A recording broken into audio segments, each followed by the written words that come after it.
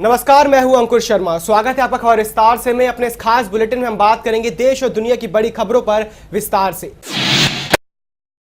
देश के most wanted और 1993 के मुंबई सीएल धमाकों में वंचित अंडरवर्ल्ड डॉन दाऊद इब्राहिम ने आत्मसमर्पण करना तय कर लिया था, मगर सीबीआई के शीर्ष अफसरों ने ऐसा नहीं होने दिया। 1993 मुंबई बम ब्लास्ट के भारत का मोस्ट वांटेड और अंडरवर्ल्ड डॉन दाऊद इब्राहिम ने समर्पण करने की इच्छा जताई थी। सीबीआई के पूर्व डीआईजी नीरज कुमार ने इस बात का खुलासा किया है। उन्होंने कहा, दाऊद को विरोधी गैंग ने अपनी जान का खतरा था और इसके चलते सुरक्षा के लिए वो समर्पण करना चाहता था। नीरज कुमार उस समय बम धमाकों की जांच कर रहे थे। 1993 बम धमाकों में 257 लोग मारे गए थे और 700 से ज्यादा घायल हो गए थे। उन्होंने दावा किया कि दाऊद ने 3 बार उनसे बात की थी, लेकिन कुछ कारणों से सीबीआई ऐसा नहीं कर पाई।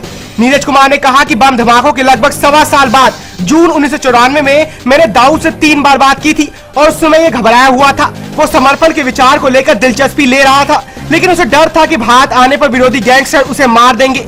उसे कहा गया कि उसकी सुरक्षा की जिम्मेदारी सीबीआई की होगी।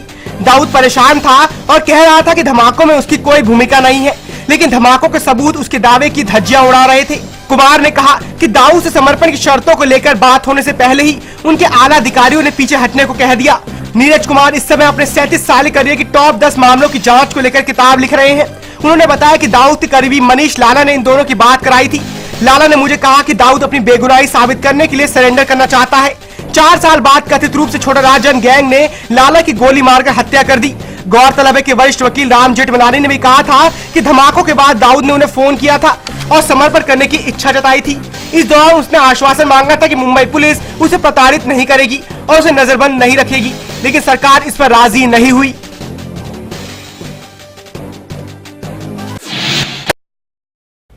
पंजाब के मोगा में चलती बस से मां बेटी से छेड़छाड़ और फिर दोनों को चलती बस से फेंक देने के शर्मनाक अपराध के बाद न्याय की जगह पंजाब सरकार ने शर्मिंदगी भरी बयानबाजी शुरू कर दी है और ये बयानबाजी परिवार के जख्मों पर नमक छिड़कने का काम कर रही है। हमारे देश के मंत्रियों की सोच कितनी गिर गई है, जरा आप भी देखिए। देखो जी इस रखा है जी, ये तो परमात्मा ने, ये तो आप भी ट्रैवल रोज करते हैं, पता नहीं कितने की हो जाना, एक्सीडेंट हो जाना। नहीं बस अंदर कुछ ना कुछ नहीं, जो प्रिकॉशन जिन्हें हो तो बस बरती रहे हैं, अगे वास्ते बरतांगे जी, ये देखो कुछ हो रहा है नहीं। पर कुदरत के मूहरे मनसे कुदरत के मूहरे कोई नहीं खड़ सकता। ये तो आप घरों के एक्सीडेंट नहीं होंगे, सो ये तो एक्सीडेंट होना और कोई होना, जहाज के एक्सीडेंट होंगे, ये सब कुदरत की गल है। मंत्री जी का ये बयान कहीं ना कहीं उनकी महिलाओं के प्रति छोटी सोच को बयां करता है।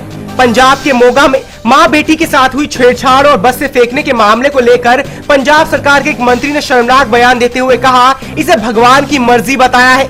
पंजाब के मोगा में डिप्टी सीएम सुखबीर सिंह बादल की बस में मां और बेटी के साथ पहले छेड़खानी हुई। विरोध करने पर बस के स्टाफ ने उन दोनों के साथ मारपीट की और फिर उन्हें चलती बस से फेंक दिया। 14 साल की नाबालिग लड़की की मौके पर ही मौत हो गई, जबकि उसकी मां को गंभीर हालत में अस्पताल में भर्ती कराया गया। जो एक इंसिडेंस हुआ है, बस में लड़की के साथ छेड़खानी हुई है, उसके साथ रेप करने की कोशिश की गई, उसे चलती बस से धक्का दे दिया गया। उसके लिए प्रोटेस्ट किया गया क्योंकि सरकार जो मुजरिम है उनके लिए कोई एक्शन नहीं ले रही, उनको सेव करने की कोशिश कर रही है। तो उनके अगेंस्ट हम लड़की के लिए इंसाफ चाहते हैं। इस शर्मनाक कांड के बाद सरकार ने इस पर सख्ती करने की बजाय अपने मंत्रियों को छोड़ दिया बेतुके बयान देने के लिए। हाँ, मुझे जो 20 लाख का ऑफर दे रहे हैं, जो नौकरी का ऑफर दे रहे हैं, मुझे वो नहीं चाहिए, मुझे इंसाफ चाहिए। मोगा में बस में कथित छेड़छाड़ की घटना के मामले में पंजाब सरकार को शुक्रवार से ही शर्मिंदगी झेलनी पड़ रही है और वो भी अपने मंत्रियों की वजह से।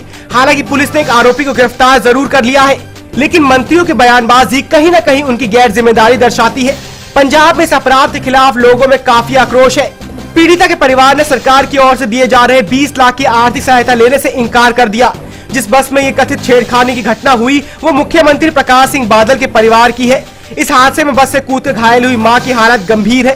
परिवार के सदस्यों का कहना है कि उन्हें न्याय चाहिए, पैसा नहीं। परिवार वालों की मांग है कि इस मामले में पुलिस ऑर्बिट बस सर्विस के मालिकों के खिलाफ केस दर्ज करे। परिवार ने सरकारी आर्थिक मदद लेने से भी इनकार कर दिया है।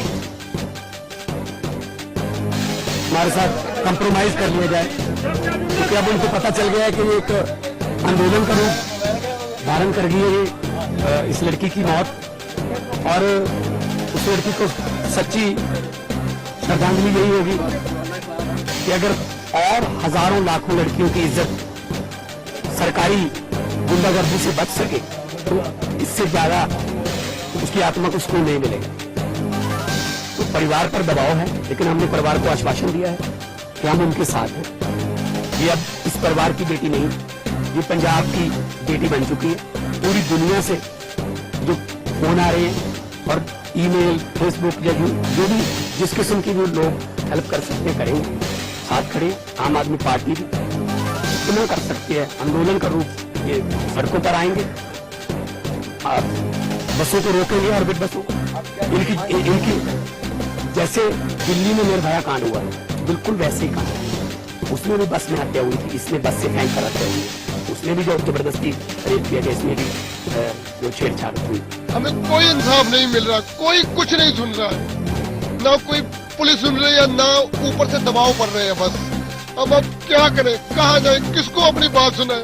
उन्होंने मीडिया के सामने बोला ये बस हमारी नहीं है, अगर ये बस उसकी नहीं है तो ये बस किसकी है, क्यों ऑर्बिट लिखा रखा उस पर।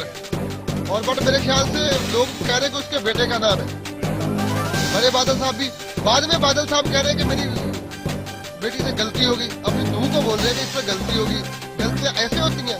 बादल साहब कह रहे हैं कि बस हमारी अब बदकिस्मती से, ये उनकी बदकिस्मती नहीं है, हमारी बदकिस्मती है, जिनकी बच्ची आज इस दुनिया में नहीं है। हम इंसाफ की मांग कर रहे हैं, जो हुआ बहुत बुरा हुआ। लड़कियां और औरतें महफूज नहीं है, इस गुंडागर्दी राज को खत्म किया जाए, ठीक है, और इसका अंत कहाँ होएगा। ये बादल सरकार की बस है और उसमें 5-7 गुंडे एलिमेंट चढ़ते हैं जो बच्चियों से, बेटियों से, लड़कों से बदतमीजी करते हैं, छेड़खानी करते हैं, जिसको रोकने वाला कोई नहीं पैदा हुआ। जो भी उसमें 4-5 गुंडे लोग होते हैं वो अपने आप को सुखबीर बादल समझते हैं। जो भ्रष्ट सिस्टम चला रखा है इन्होंने, बच्चियों हमारे पंजाब में सेफ नहीं है। एक ये कांड हो गया, एक और वहां बलात्कार का केस हो चुका है। ऐसा लगता है ये जो माहौल है, इन सब बादल सरकार ने मिलकर इतना बुरा कर दिया है कि पंजाब में सांस लेना बच्चियों को मुश्किल हो गया है। नेपाल में आए विनाशकारी भूकंप के कारण दूर दराज के कई पर्वतीय इलाके लगभग पूरी तरह तबाह हो चुके हैं और अब इस तरह के इलाकों में राहत अभियान धीरे धीरे पहुंच रहा है। भारत के शीर्ष अधिकारियों ने शुक्रवार को नेपाल में हालात का जायजा भी लिया और उन्होंने नेपाल की सभी संभावित मदद का भरोसा दिलाया है। नेपाल की त्रासदी पर पूरी खबर विस्तार से। नेपाल में आए विनाशकारी भूकंप के बाद दूर दराज के पर्वतीय इलाके लगभग पूरी तरह तबाह हो चुके हैं और अब इस तरह के इलाकों में राहत अभियान धीरे धीरे पहुंच रहा है। भारत के शीर्ष अधिकारियों ने नेपाल में हालात का जायजा लिया और नेपाल को सभी संभावित मदद का भरोसा भी दिया। राष्ट्रीय सुरक्षा सलाहकार अजीत डोभाल और विदेश सचिव एस जयशंकर यहां पहुंचने के तत्काल बाद प्रधानमंत्री सुशील कोइराला से मुलाकात, राहत एवं बचाव अभियानों के बारे में चर्चा की। अंतर्राष्ट्रीय मानवीय सहायता संस्थानों ने राहत के प्रयासों के बड़े पैमाने को तेजी का आह्वान किया क्योंकि इस भूकंप में मरने वालों की संख्या 1300 पार कर चुकी है। भूकंप में करीब 14,000 लोग घायल हुए हैं। IFRC के एशिया प्रशांत क्षेत्र के निदेशक जगन छपकाल ने कहा, सिंधु पाल्चौक जिले में चौतारा इलाके से लौटने वाली हमारी एक टीम ने जानकारी दी है कि वहां 90% मकान ढह गए हैं, अस्पताल ढह चुके हैं और लोग इस उम्मीद के साथ मलबे को हटा रहे हैं कि शायद उनका कोई प्रिय जन जीवित बचे हो। IFRC ने एक बयान में बताया कि अकेले सिंधु पाल्चौक में 40,000 मकान ढह चुके हैं। नेपाल के दूर दराज के पर्वतीय इलाकों में राहत अभियान अब धीरे धीरे आरंभ हो गया है। मूसलाधार बारिश और भूकंप के झटकों के कारण राहत एवं बचाव कार्य प्रभावित हुआ था। नेपाल गृह मंत्रालय के अनुसार राहत सामग्री को लेकर 20 हेलीकॉप्टर सिंधु पाल्चौक, डोलखा, रसुआ, नवकोट, दाधिंग और गोरखा जिलों में पहुंच चुके हैं। ये इलाके भूकंप से पूरी तरह प्रभावित हो चुके हैं। विनाशकारी भूकंप के बाद आज झटकों ने लोगों को खुले में रहने को विवश कर दिया है। ऐसे में लोग ठंड और बारिश के रूप में दूसरी तरह से कुदरती मार झेल रहे हैं। नेपाल की राजधानी काठमांडू में सुबह भी 4 तीव्रता वाले भूकंप का झटका महसूस किया गया। इसके बाद डोलखा जिले में 4.2 तीव्रता का झटका महसूस किया गया। गोरखा जिले का हवाई सर्वेक्षण करने वाले डोभाल ने कहा, भारत नेपाल के साथ निरंतरता खड़ा है और वो सभी संभावित मदद मुहैया कराएगा। उन्होंने कहा, हमें संज्ञान में लिया है कि ऐसे नेपाल सरकार और नेपाली सेना काम कर रही है और कैसे NDRF के पूरे समर्पण और प्रतिबद्धता के पूरे भाव के साथ सहयोग कर रहे हैं। भारत के अलावा चीन और पाकिस्तान जैसे पड़ोसी आपदा प्रभावित देश में आम जनजीवन को पटरी पर लाने की मदद कर रहे हैं और अमेरिका ने भी अपनी टीमें भेजी है। नेपाल की सेना प्रमुख कल आशंका जाहिर की थी और भूकंप में मरने वालों की संख्या 15,000 तक हो सकती है, ऐसी आशंका जताई है।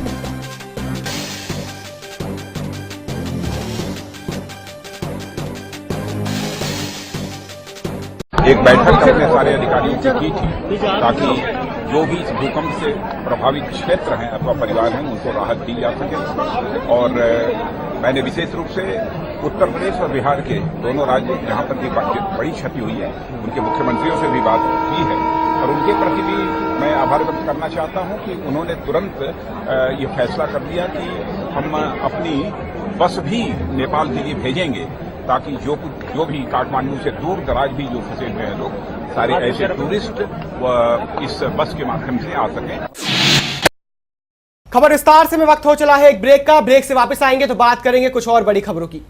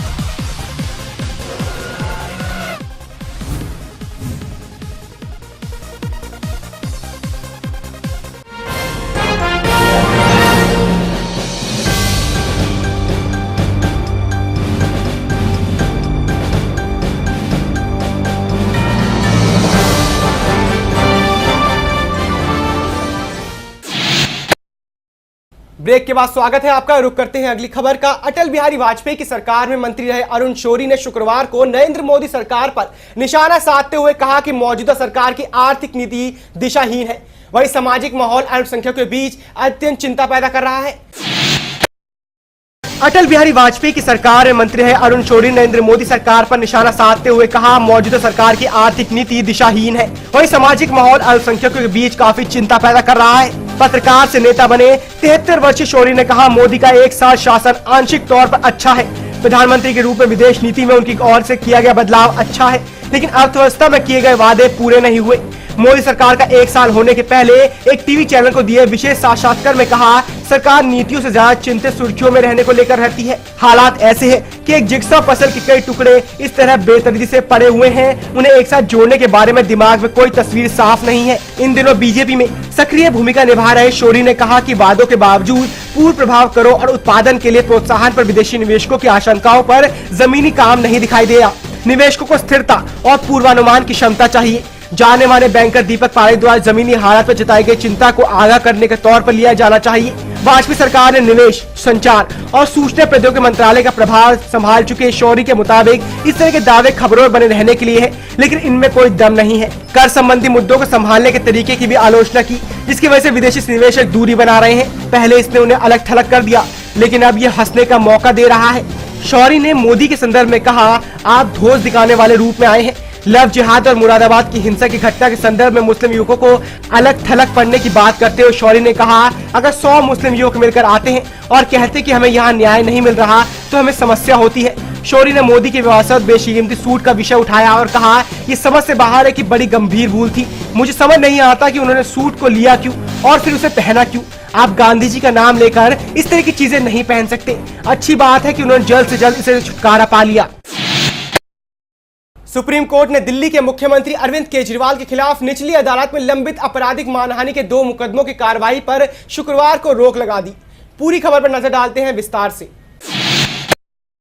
दिल्ली के सीएम अरविंद केजरीवाल के खिलाफ निचली अदालत में चल रहे मानहानि के संबंधित मामले की कार्रवाई पर सुनवाई करते हुए सुप्रीम कोर्ट ने शुक्रवार को इस पर रोक लगा दी। मानहानि से संबंधित आईपीसी की धाराओं के खिलाफ सुप्रीम कोर्ट में अर्जी दाखिल कर दलील दी गई थी कि मानहानि केस से संबंधित आपराधिक कानून को खत्म किया जाना चाहिए। केजरीवाल की ओर से इसकी संवैधानिक विधेयकों को चुनौती दी गई है। सुप्रीम कोर्ट ने उसी याचिका के साथ इस मामले की सुनवाई का फैसला किया है। इससे पहले सुप्रीम कोर्ट ने अभियोजन पक्ष की उस दलील को ठुकरा दिया था, जिसमें कहा गया था केजरीवाल के खिलाफ सिब्बल और पूर्व सीएम शीला दीक्षित के राजनीतिक सचिव पवन खेड़ा की शिकायत पर सुनवाई की जानी चाहिए। इन दोनों ने केजरीवाल और अन्य के खिलाफ मानहानि की शिकायत कर रखी है। इन दोनों ही मामलों में सुनवाई पर सुप्रीम कोर्ट ने रोक लगा दी। इससे पहले भी केजरीवाल के खिलाफ मानहानि से संबंधित मामले की सुनवाई पर सुप्रीम कोर्ट ने रोक लगाई थी और अब इन 2 मामलों की सुनवाई पर भी रोक लगाई गई है। इससे पहले 17 अप्रैल को दिल्ली के मुख्यमंत्री अरविंद केजरीवाल के खिलाफ दिल्ली की निचली अदालतों में चल रही मानहानि से संबंधित मामलों की सुनवाई पर सुप्रीम कोर्ट ने रोक लगा रखी थी। केजरीवाल की ओर से सुप्रीम कोर्ट में याचिका दायर कर इस मामले में निचली अदालत की कार्रवाई को चुनौती दी गई। केजरीवाल के खिलाफ सुरेंद्र शर्मा और बीजेपी नेता नितिन गडकरी ने मानहानि की शिकायत की थी। ये दोनों ही मामले दिल्ली की निचली अदालत में पेंडिंग है। सुप्रीम कोर्ट ने दोनों ही मामलों में सुनवाई पर रोक लगा रखी है।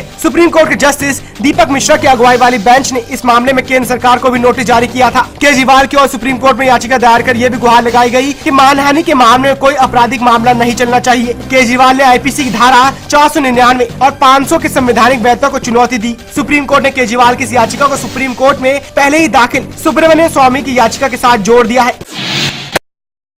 खबर विस्तार से मैं फिलहाल इतना ही, मुझे दीजिए इजाजत, नमस्कार।